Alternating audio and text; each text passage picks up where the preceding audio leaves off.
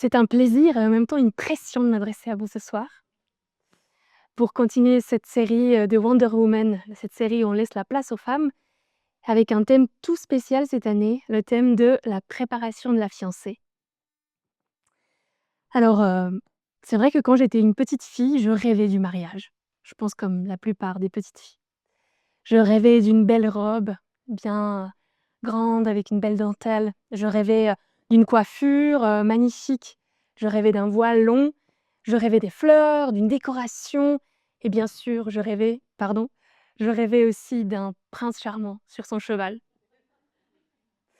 Alors ensuite, j'ai grandi et j'ai rencontré un prince charmant, pas sur le cheval effectivement et puis il m'a demandé en mariage et puis la période de préparation a commencé. Alors, je dois vous dire que c'est pas tout à fait comme dans les contes de fées, parce qu'il faut trouver la date, il faut trouver, l'endroit. Je vois les personnes qui sont mariées qui hochent la tête. Il faut trouver, bah, effectivement la robe, les costumes. Il faut écrire, enfin rédiger la liste des invités sans froisser personne, bien évidemment dans la famille et puis tout ça, bah, voilà, la to-do list du mariage, elle est vraiment longue et en fait, c'est assez dur de préparer un mariage. J'aimerais pas le préparer une deuxième fois dans ma vie, si je dois être honnête. Et puis en même temps, quand, bah, j'étais une petite fille et que je rêvais du mariage et du prince charmant, je grandissais dans l'église. Et puis à l'église, j'entendais parler d'une image, de l'image, du mariage utilisée. Donc l'idée que l'église serait une fiancée et puis que notre fiancé, ce serait Christ. Mais attendez, qu'est-ce que c'est? Je ne sais pas si c'est peut-être votre première fois ou si vous êtes déjà, enfin voilà, si vous connaissez l'image. Mais en tout cas, on prend le mariage comme une image qui symbolise l'union entre Christ, donc Dieu, et le corps des croyants, donc ça veut dire toutes les personnes qui ont rencontré Jésus et puis qui l'ont accepté comme leur sauveur. L'idée, c'est que Christ a choisi de nous aimer, de se sacrifier pour nous et puis, de faire de nous son épouse. Et puis là, nous sommes un peu dans la période des fiançailles où, comme dans l'époque de la Bible, la fiancée et le fiancé ne vivent pas ensemble, ils sont encore séparés. Et puis la fiancée se prépare pour son époux. Elle doit rester fidèle et elle se prépare pour être unie à lui lors des noces. Les noces qui seront célébrées officiellement et leur union sera scellée. Amen. Je fais mon Léo. Non, c'est une image qui est magnifique. Et en même temps, je me dis: «Mais attendez, du coup la mariée que c'est nous, on doit se préparer, on doit rester fidèles, mais c'est quoi en fait? Je dois faire quoi? Je dois préparer mes cheveux, aller choisir une robe, je dois m'occuper des détails en fait? Ça veut dire quoi?» Parce que je suis plus une petite fille et je crois plus vraiment aux contes de fées. Alors c'est quoi que je dois faire? Alors lorsque Jésus était sur terre, lorsqu'il enseignait, qu'il guérissait des malades, qu'il prêchait, il y a un enseignant de la loi juive qui lui a posé une question un peu similaire. Donc le texte se trouve dans Luc chapitre 10, versets 25 à 29, qu'on peut lire ensemble. Un professeur de loi se leva et dit à Jésus pour le mettre à l'épreuve: «Maître, que dois-je faire pour hériter la vie éternelle?» Jésus lui dit: «Qu'est-il écrit dans la loi? Qu'est-ce que tu y lis?» Parce que c'était un enseignant de la loi, il devait bien connaître. Alors l'enseignant, le professeur, répondit: «Tu aimeras le Seigneur ton Dieu de tout ton cœur, de toute ton âme, de toute ta force, de toute ta pensée, et ton prochain comme toi-même.» Et Jésus lui dit: «Oui, tu as bien répondu, fais cela et tu vivras.» Mais lui, voulant se justifier, dit à Jésus: «Et qui est mon prochain?» En fait, ça veut dire quoi? À qui ou qui je dois aimer comme ça? Eh bien, Jésus, il va raconter la parabole du bon samaritain à ce moment-là. C'est une parabole qui est très connue, qui est magnifique, qui a d'ailleurs inspiré plein d'artistes et dont on a déjà parlé, j'imagine, plein de fois, que vous l'avez déjà entendue. Et c'est une parabole donc qui parle de quelqu'un, donc une image, qui parle de quelqu'un qui est en voyage et il se fait attaquer par des brigands qui le volent, qui le tapent et puis le laissent au bord de la route presque mort. Et puis ensuite, il y a un prêtre qui passe à côté, il ne s'arrête pas. Il y a quelqu'un qui travaille dans le temple, un sacrificateur, il ne s'arrête pas non plus. Et puis c'est un Samaritain, donc un étranger qui s'arrête, qui panse les blessures, qui soigne cette personne, qui l'amène même dans un hôtel, enfin voilà, qui va au-delà de ce qu'on pourrait attendre de lui. En fait, c'est une parabole du don de soi. C'est incroyable. Mais parfois, quand je vois cette parabole, je me dis: «En fait, la tâche est immense. Ça se trouve, je suis déjà passée à côté d'un malade au bord de la route, ou d'un pauvre, ou d'une affamée, ou peut-être j'ai pas vraiment entendu l'autre en face de moi, peut-être enfin, comment je peux être le bon samaritain? Enfin, j'y arrive pas. C'est pas possible, la liste, elle est énorme de choses qu'il faudrait faire pour vraiment être ce bon samaritain qui se donne à l'autre. En fait, parfois, ça me fait peur quand je vois cette image. Il y a beaucoup de «il faut» et en fait, ça me donne pas très envie et je pense que c'est moi qui ai peut-être pas compris quelque chose. Alors du coup, je continue à lire et dans la suite du chapitre 10 de l'épître de Luc, il y a une histoire de femme et c'est celle-là que je voulais prendre avec vous ce soir. C'est l'histoire de Marthe et Marie, 2 sœurs. Alors prenons-la ensemble.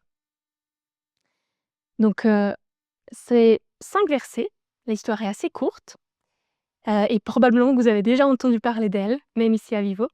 Mais en tout cas, c'est une histoire qui me touche et que je voulais prendre avec vous. Donc si vous avez vos Bibles, n'hésitez pas à les prendre et puis sinon on lit ensemble. Comme Jésus était en chemin avec ses disciples, il entra dans un village et une femme du nom de Marthe l'accueillit dans sa maison. Elle avait une sœur appelée Marie qui s'assit aux pieds de Jésus et écoutait ce qu'il disait. Marthe était affairée aux nombreuses tâches du service. Elle survint et dit: « Seigneur, cela ne te fait-il rien que ma sœur me laisse seule pour servir? Dis-lui donc de venir m'aider. » Jésus lui répondit: « Marthe, Marthe, tu t'inquiètes et tu t'agites pour beaucoup de choses. Mais une seule est nécessaire. Marie a choisi la bonne part, elle ne lui sera pas enlevée. »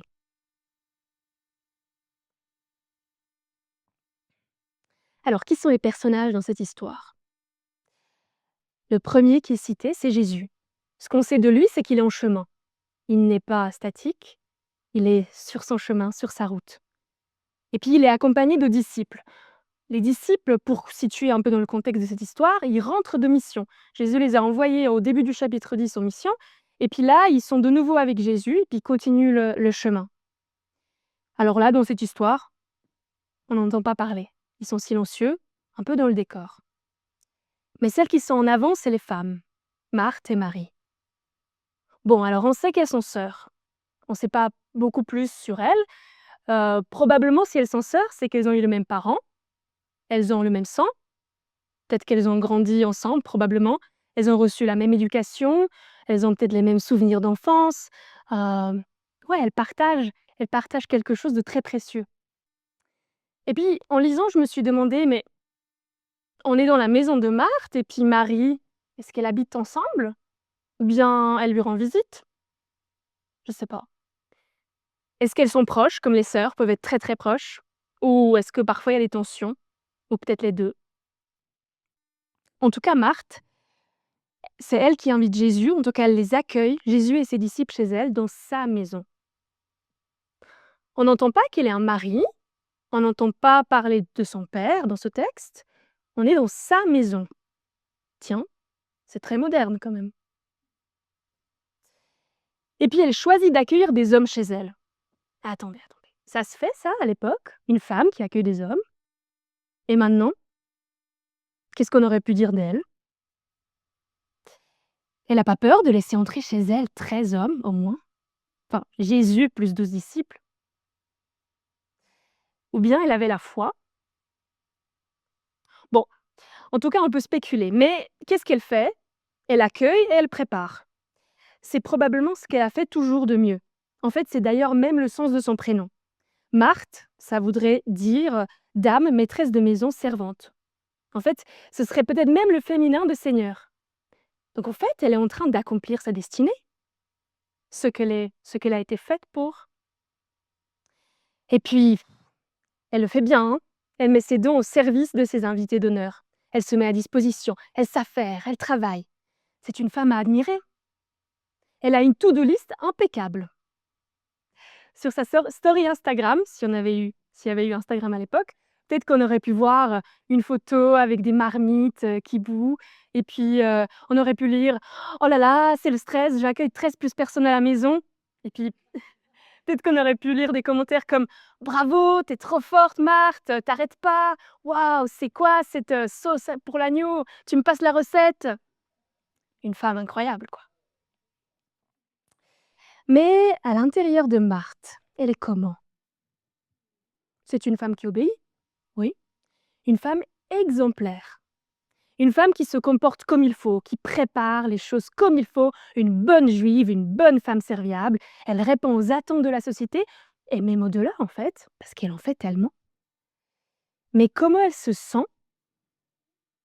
Le texte nous montre qu'elle se sent seule, qu'elle est inquiète, qu'elle est stressée, qu'elle est tendue, peut-être frustrée de tout ce qu'il y a à faire, du fait qu'elle n'a pas d'aide. Elle a une pression qui monte. Et en fait, sa to-do list à rallonge, elle est en train de l'accabler. Et pendant ce temps, Marie, elle est là. Elle est où? Elle est posée aux pieds de Jésus. Elle se pose, elle prend même une pause. Terre à terre, côte à côte de Jésus, à côté de l'invité d'honneur. Elle se soucie apparemment pas du repas et des choses à faire. Elle est très attentive, silencieuse, comme les disciples. Est-ce qu'elle buvait les paroles de Jésus? Ou est-ce qu'elle s'interrogeait, se posait des questions? On ne sait pas. Mais elle ne bouge pas. Elle semble s'en ficher quand même des attentes ou de ce qu'il faudrait faire pour être une bonne femme. Je crois qu'elle écoute son envie de rester à côté de Jésus, son envie d'être là, son envie de profiter de la pause avec l'invité. Elle écoute Jésus et s'écoute en même temps dans son envie. Mais dans la cuisine, la pression monte. Marthe voit sa sœur Marie, pépère, tranquille, les bras croisés, limite elle s'allonge à côté de l'invité. Elle n'en fiche pas une, celle-là. La sœur flemmarde, elle m'aide pas, elle fait pas ce qu'il faut, ce qu'on attend d'elle. Enfin, moi, oui, moi je fais, Marthe. Elle se compare. Elle se prend pour qui, cette Marie? Elle a oublié que les femmes, c'était la cuisine. Et puis aussi, elle m'abandonne. Elle est avec Jésus pendant que moi, je travaille. Elle me lâche. Moi aussi, je veux profiter de l'invité. Mais avant, il y a des choses à faire. Avant, il faut préparer. Il faut faire des choses. Il y a tant de il faut. Du coup, Marthe, comment elle réagit? En fait, elle va voir Jésus. Et elle lui dit, « Seigneur, cela ne te fait-il rien que ma sœur me laisse seule pour servir? Dis-lui donc de venir m'aider. » Elle lui dit, « Seigneur, tu peux l'engueuler s'il te plaît parce qu'elle ne fait pas les bons actes. Dis-lui donc qu'elle se comporte bien. » Attendez. Pourquoi en fait elle va voir Jésus au lieu de parler à sa sœur? Vous ne trouvez pas que c'est bizarre? Elle a un conflit avec Marie, mais au lieu d'aller voir Marie, elle va voir Jésus. Donc, au lieu de régler ça directement entre sœurs, elle amène une tierce personne. Ça, en psycho, ça s'appelle la triangulation. Et en général, c'est un peu dommage. Ça aide pas trop à régler les conflits. Mais qu'est-ce qui se passe? Pourquoi elle n'arrive pas à aller voir sa sœur? Parce que, en soi, elle aurait pu venir vers elle et lui dire « Je suis désolée Marie, en fait, j'y arrive pas. Là, j'ai prévu trop de trucs, je me suis pas rendu compte de tout ce qu'il y avait à faire. Et en fait, j'ai vraiment besoin de ton aide là parce que j'ai envie de parler avec Jésus, j'ai envie de profiter, mais en fait, seule, j'y arrive pas. J'y arrive pas. » Mais pour ça, peut-être qu'il aurait fallu qu'elle se rende compte aussi de comment elle se sent. En tout cas, elle est fâchée contre Marie, on dirait. Et puis, si on lit bien le texte, elle accuse Jésus de ne pas réagir. Waouh, faut le faire. Donc en plus d'accuser sa sœur, elle accuse Jésus en même temps. Eh ben, Jésus, ça te fait rien? Faut oser quand même, ouais. Et nous? Est-ce que parfois, comme Marthe, il t'arrive de dresser la liste des choses à faire? La liste des choses pour être une bonne personne, un bon chrétien. On fait la checklist des bons actes pour être bon. En tout cas, je sais que moi, ça m'arrive. Aller à l'église, oui, c'est important. Lire la Bible tous les jours, prier tous les jours, être reconnaissant, ne pas mentir, faire attention à mon prochain, dire la vérité. Mais oui, ce sont tous des bons actes. Je dis pas le contraire, mais est-ce que parfois on se perd un peu et on oublie l'essentiel? On peut s'enfermer dans une dictature de faire, une dictature pour être bon. Des efforts, des efforts, des efforts. Et la vie, on perd son goût si on reste là-dedans. Et puis je me demande combien de fois il nous arrive de faire comme Marthe et regarder Marie avec frustration, avec envie de dire à Jésus: «Et ça te fait rien, là, que cette Marie, elle fait rien? Tu vois? Elle fait pas les bonnes choses. Moi, je sais ce qu'il faut faire. Tu peux la corriger, s'il te plaît?» On juge les gens autour de nous. Combien de fois on regarde ici même à l'église, nos proches pour les condamner, pour utiliser notre logique, notre grille de ce qui est bon, pour dire: «Bah, toi, tu l'es pas, tu le fais pas». On s'offusque, on va vers Dieu, on lui dit: «Tu réagis pas Seigneur, tu peux pas le secouer, tu peux pas le ramener sur le droit chemin, parce que moi j'y suis». Peut-être qu'on a besoin aussi parfois de pointer pour nous-mêmes se sentir moins mauvais. Parce que si moi j'identifie quelque chose de mal chez mon prochain, et si je le fais pas, bah alors je suis bon. Ma culpabilité, je la projette sur l'autre. On a notre to-do list des choses à faire pour être bon, et on la brandit, figée, comme la vérité.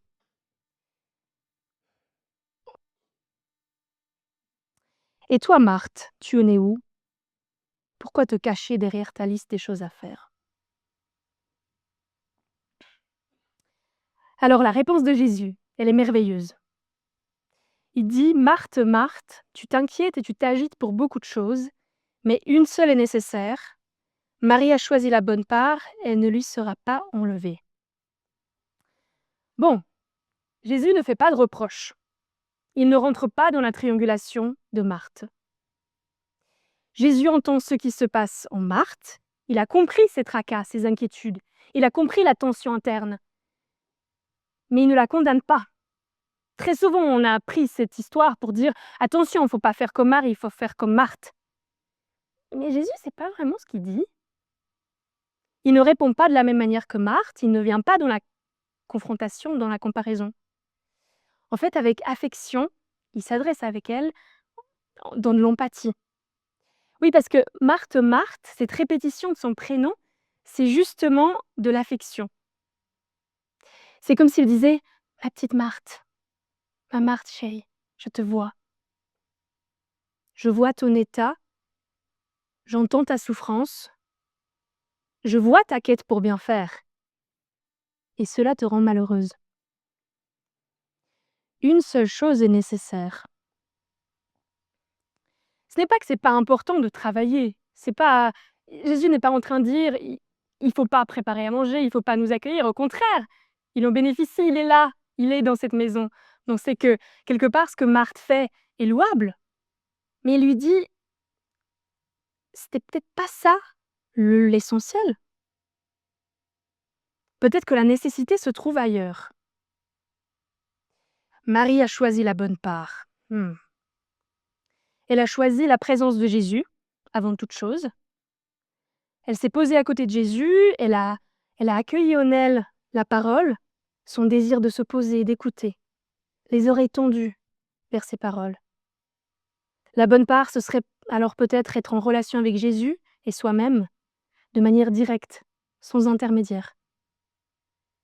Marie, elle ne triangule pas, elle est juste là, côte à côte. Elle fait pas de reproche à sa sœur, elle lui dit pas: «Non mais t'arrêtes avec ta cuisine là, c'est bon, on a envie d'écouter.»